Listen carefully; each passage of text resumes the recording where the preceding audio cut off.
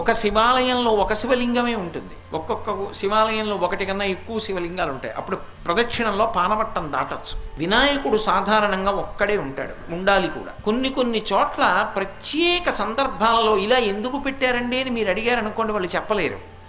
కానీ ఒక్కొక్క చోట ఒక్కొక్క ప్రత్యేక సందర్భంలో ఇద్దరు వినాయకులు ఉంటారు. ఇద్దరు వినాయకుల్ని ఎందుకు ప్రతిష్ఠ చేస్తారంటే అన్ని చోట్ల చేయకూడదు, అలాగా ప్రత్యేక కారణానికి చేస్తారు. ఒకరిని విఘ్నరాజు అని పిలుస్తారు, ఒకరిని విఘ్నేశ్వరుడు అని పిలుస్తారు. విఘ్నరాజు అని పిలిస్తే ఏమిటంటే విఘ్నాన్ని కల్పిస్తాడు. విఘ్నేశ్వరుడు అన్నారనుకోండి, విఘ్నాన్ని తీసేస్తాడు. విఘ్నాన్ని కల్పించడం కోసమని చెప్పి ప్రతిష్ఠ చేస్తారు ఒక్కొక్కసారి.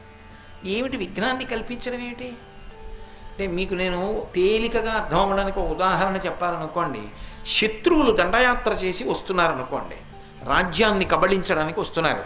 పూర్వం మహారాజులు ఏం చేసేవారంటే విఘ్నరాజ ప్రతిష్ఠ చేసి పక్కన విఘ్నేశ్వర ప్రతిష్ఠ చేసి ఇద్దరికీ పూజ చేసేవారు. విఘ్నరాజ ప్రతిష్ఠ చేస్తే అవతల వాడికి ప్రతిబంధకం వస్తుంది, వాడి ప్రతిబంధకాన్ని కల్పిస్తాడు. వాడు దాటి ముందుకు రాలేడు, వాడికి ఏదో అడ్డొస్తుంది, అడ్డొచ్చి నిలబడిపోతాడు. ఈయనకి అడ్డు తొలగిపోతుంది, వెళ్ళి వాళ్ళ మీద పడిపోయి వాడిని సంహరించి తన రాజ్యాన్ని కాపాడుకుంటాడు. ఒక్కొక్కసారి ప్రమాదకరమైనటువంటి పనులు చేసేటటువంటి వాళ్ళకి విఘ్నం కలిగితేనే మిగిలిన వాళ్ళు రక్షింపబడతారు. ప్రతిరోజు అద్భుతంగా దొంగతనం చేసేసేవాడు ఉన్నాడు అనుకోండి, ఏ ఇంట్లోనైనా సరే ఎంతమంది ఉన్నా వెళ్ళి దొంగతనం చేసేస్తుంటాడు. వాడికి ఎప్పుడో అప్పుడు విఘ్నం వచ్చి దొరికిపోయాడు అనుకోండి, అయ్యో పాపం విఘ్నం వచ్చి దొరికిపోయాడండి అని బాధపడతారా? అమ్మయ్య ఊరు రక్షింపబడిందండి అని సంతోషిస్తారా? వాడికి విఘ్నం రావడం ప్రయోజనకరం కాబట్టి విఘ్నాన్ని ఇచ్చి కాపాడతాడు మిగిలిన వాళ్ళని. ఎవరికి విఘ్నం కల్పించాలి? ధర్మం వదిలిపెట్టిన వాళ్ళకి విఘ్నం కల్పిస్తాడు, ధర్మాత్మలకు విఘ్నం తీసేస్తాడు. అది ఎలా?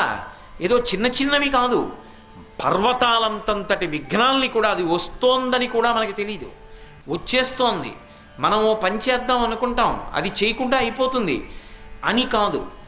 పరమ ధర్మాత్ములైన వాళ్ళని ఏం చేస్తాడో తెలుసా? అప్రతిష్ట రాకుండా ఉండడానికి వాళ్ళు అక్కడికి వెళ్ళకూడదు అని ఆయన అనుకున్నాడు అనుకోండి, ఏదో ఒక విఘ్నం కల్పిస్తాడు, కల్పించి వాళ్ళని వెళ్లకుండా చేస్తాడు. అది ఈశ్వరానుగ్రహం ఉంటేనే. వాళ్ళు వెళ్లకుండా చేస్తాడు, వాళ్ళు వెళ్ళరు. వాళ్ళు నిజంగా వెళదామని అనుకున్నా కూడా వెళ్ళకూడని పరిస్థితి అవుతుంది. అప్పుడు అసలు వెళదామన్న సంకల్పమే లేదు కాబట్టి ఆయనకు అప్రతిష్ట ఉండదు. కొన్ని కొన్ని ఆపుతాడు, కొన్ని కొన్ని జరగనిస్తాడు.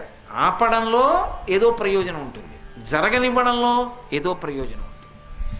అందుకే విఘ్నరాజు, విఘ్నేశ్వరుడు అన్న రెండు పేర్లతోటి ఆరాధన చేయబడతాడు. చేయబడి మహానుభావుడు మనకు వస్తోందో పెద్ద అడ్డంకని కూడా మనకి తెలియదు, కానీ ఒక్క నమస్కారం చేస్తే చాలు.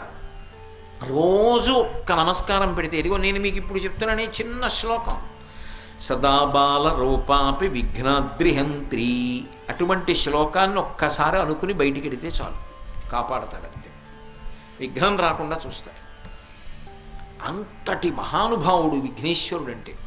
పర్వతములంతంతటి విఘ్నములను కూడా ఇంత పిల్లవాడిలా ఉన్నవాడు తొలగతోయడంలో మాత్రం అంతటి మహాశక్తివంతుడు. ఒకరికా ఇద్దరికా?